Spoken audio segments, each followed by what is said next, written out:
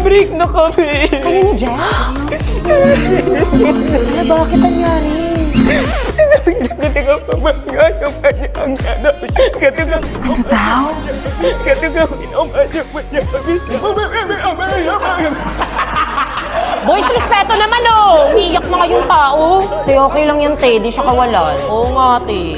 Ay, te, wait lang ha. Huwag ka gagalaw. May lisa.